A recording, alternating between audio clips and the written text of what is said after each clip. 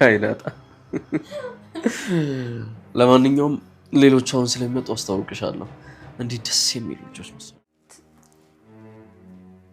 ትህትና ዳጣ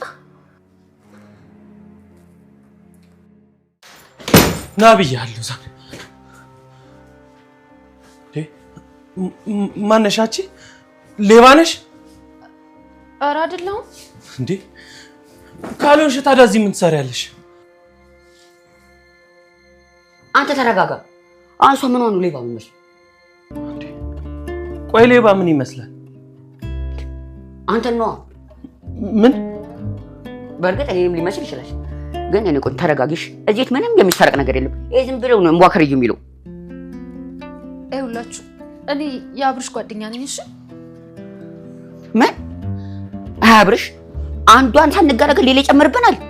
አብርሽ ግን ይመችው ቤቱ ሴት።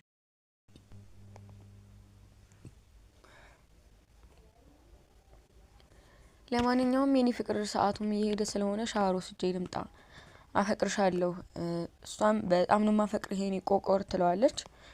መሳ አይደለው ባልሰራለት ያልሽኝን ገንዘብ ለመላክ እየሞከርኩ ነው። ለመሆኑ ምን ያክል ገንዘብ ነው የተጠየቁት? ምን አዲስ አበባ ላይ ምንም በሽታው ጠንቶበታል ማለት ነው? ማዬ አሁንስ የምልሽ ነገር ነው የቸገረኝ። አይ በቃ ነኝ ማዬ፣ ገንዘቡን በቃ ከየትም ፈላልጌ ለመላክ ሞክራለሁ እሺ አለቻት ማለት ነው። በቃ ደህና ሁኚ አባዬን ፈጣሪ ማረው አለቻት ማለት ነው። ምንድነው? ለምንድነው ሻንጣውን ያሹ? ቅድም ሳወራ እየቀለድኩ መስሎ ነበር። እኔ የመረኝ ነው። በቃ ከዚህ ቤት እኔ መሄድ ፈልጋለሁ። እድሜም በሰው ቤት ሰራተኝነት ማሳለፍ አልፈልግም። ምንም ቢሆን እኮ ሴት ልጅ ነኝ። እድሜም በሄደ ቁጥር እኔም በጣም ያሳስበኛል አለች ማለት ነው። አይ የግል በተለይ ካልሰሩት ድንጋይ የራሱ ሽበት ያበቅላል። ገና ትህትና ከብዙ ስቃይና መከራዎች በኋላ ወደ ሰዎች ተጠግታ ህይወቷን እንትን ቢልም አሁን ላይ ደግሞ ሌላ ፈተና ገጥሟታል። እሱም አባቷ በጣም ታሞ በሞትና በህይወት መካከል እንዳለ የተነገራት።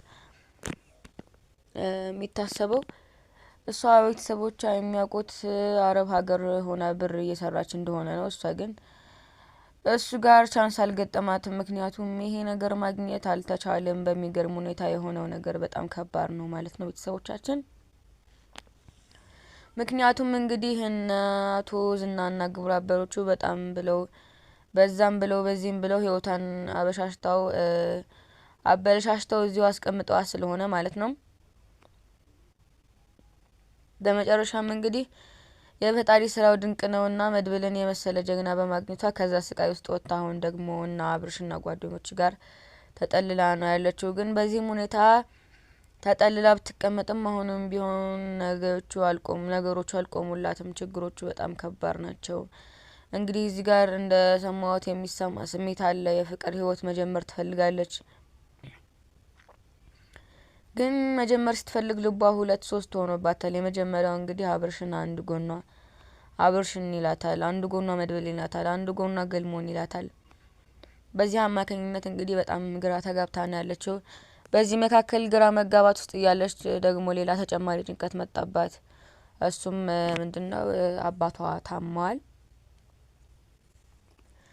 በሕክምናው በቅርብ ሐኪም ቤት እንደነበረና አሁን ደግሞ ይባስ ብሎ ወደ ከፍተኛ ሐኪም ቤት ወይም ደግሞ ወደ አዲስ አበባ መጥቶ ለሕክምና ምርመራ እንደመጣን የተነገራት።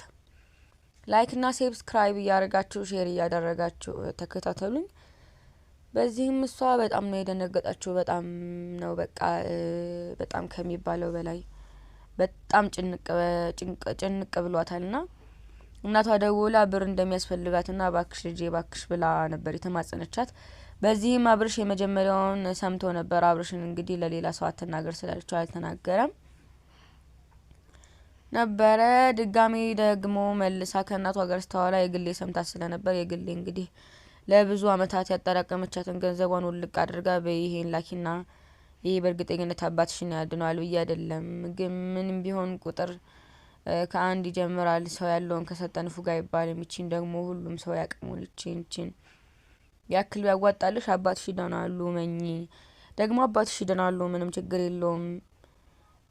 ችግር አይፈጠርም አይዞሽ በማለት አጽናንታታለች። ለትህትና ቢሆን እንግዲህ በጣም ደስ ነው ያላት። እንደሚታወቀው አብርሽን ትህትና ትፈልገዋለች፣ ግን አብርሽ እንደ ሁኔታው ከሆነ አብርሽ ወንድሟ ነው እንጂ የተደራገሯ ሊሆን አይችልም አይደለ? ምክንያቱም አብርሽ ሊሆን የሚችለው ወንድሟ ነው። እንደሚታወቀው በልጅነቱ ወጥቶ እስካሁን ያልተመለሰ ወንድም እንዳላት ብዙ ጊዜ ተናግራለች እና በዛ አማካኝነት ሂደቶችን ነገሮችን ስናያቸው ወንድሟ ነው አብርሽ የሚመስልን ማለት ነው ሰዎች። ስለዚህ እሷ ትህትና መሆን ያለባት ለመድብል ነው። እንግዲህ ዛሬ መድብል ጋር ደውሎላት ተገናኝተው ነበረ፣ ግን ቢገናኙ ምንም ያወሩት ነገር ምናምን የላቸውም። ምክንያቱም እሷ ፈቃደኛ ስላልነበረች ሄደች፣ ተገናኙ። ከዛ ግን ወዲያው መመለስ አለብኝ ብላ ቀጥታ ተመልሳለች ማለት ነው። ያው መድብልም ደግሞ እሷን ብዙ መጋፋት ስለማይፈልግ እሺ ይሁንልሽ ብሎ ነው እንግዲህ የፈቀደላት። እሷም እንግዲህ ወጥታ ወዲያው ነው የተመለሰችው። ምክንያቱም ራሴን ማዳመጥ አለብኝ፣ ከራሴ ጋር መሆን አለብኝ ብላ ነው ያሰበችው። ለዛም ነው የተመለሰችው ማለት ነው። ያው በባለፈው በሰራችው ስህተት በጣም ተናዳለች። እንግዲህ አብርሽን ለማስቀናት ብላ ከመድብል ጋር የጀመረችው ጨዋታ ብዙ መስዋዕትነት እሷን ብቻ ሳይሆን በተለይ የግሌንም ጭምር ከባድ ነገር ውስጥ እንደከተታት ይታወቃል። እና በዛ አማካኝነት ምንም አይነት ስራ ውስጥ ነው የገባሁት። በቃ ይሄ የቃቃ ጨዋታ ይቅርብኝ ከዛሬ ቀጥዬ በማለት እንግዲህ ከራሷ ጋር ስታወራበት የቆየችው ነገር ነበረ። ቆይ እኔ ማንኝ አንደኛ የመጣሁበትን አላማ ሙያዬን የዘነጋሁት ለምንድን ነው እንደዚህ ሆንኩት? ምን አስቤ ነው? ለምንድን ነው የሚለው ጥያቄ ለራሷ እንግዲህ ተደጋጋሚ ጥያቄ ሆኖባት ከራሷ ጋር ስታወራበት ነበር የነበረው ማለት ነው ቤተሰቦቻችን። በመጨረሻም እንግዲህ ከአሁን በኋላ አላማዬ ለሁሉም ነገር ይደርሳል። ምን ብዬ ነው በቃ እንደዚህ እንትን የምለው? አሁን በቃ የመጀመሪያውን አላማዬን ሁለተኛ ደግሞ ወንድሟን ለማግኘት ብላ ወንድሟን ወደ ማግኘቱ ማድላት እንዳለባት ከራሷ ጋር ስትነጋገር ነበረ። አሁን ወደ ራሷ ተመልሳለች። ለዛም ነው እንግዲህ መድብልን ብዙ ማውራት ያልፈለገችው። በነገራችን ላይ መድብልን ብታወራም ያው መፍትሄ ሰጪ ሀሳቦች ታገኛለች ብዬ አስባለሁ። ምክንያቱም ያለው ነገር ይሄ ነው ብላ ቬሪፋይ ብታደርግላት እሱ ሊያግዛት ፍቃደኛ እንደሚሆንላት ነው ተስፋ የምናደርገው። ስለዚህ ያ ደግሞ ለእሱ አሪፍ ነገር ነው የሚሆነው። ቢያንስ ለአባቷም አሁን አብርሽ የራሳቸውን እንትን ያደርጋሉ። ትህትና ማነው ግል አሁን ስፖርት አድጋለች። ሌሎቹንም በዚህ መልኩ መልካምና ጥሩ ስራ አግኝተህ አባቷ እንደሚታከምላት ተስፋ እናደርጋለን። ከዚህም ባሻገር ደግሞ ለመድብል ብትነግረውና መድብልም ይሄን ነገር በዚህ ነገር ቢያግዛት መጥፎ አይደለም ወይ ደግሞ መልካም ነው ብለን እናምናለን ቤተሰቦቻችንና የዛሬው ይህን ይመስል ነበር። እንግዲህ ገልሙም ሁሉም የራሳቸውን አሻራቸውን ቢያሳርፉ ማለት ነው።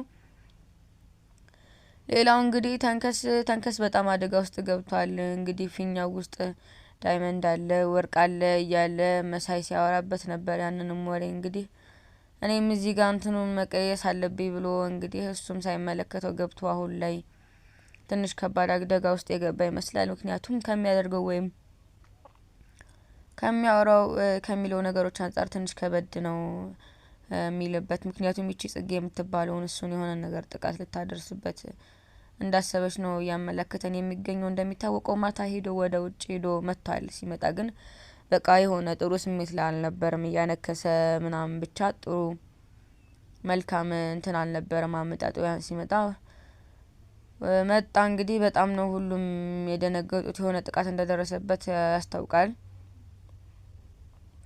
በነገራችን ላይ የመሳይ እጅ ሊኖርበት ይችላል። መሳይ ተደዋውሎ እንግዲህ ከሷ ጋር ሲወጣ እኔ ባልሰራልህ እኔ አይደለሁም ብሎታልና ለዛም ሊሆን ይችላል ብለን ተስፋ እናደርጋለን። ግን ያው በጣም እንደማይጎዳ ደግሞ እናስባለን። ውድ ቤተሰቦቻችን ይሄን ይመስላል።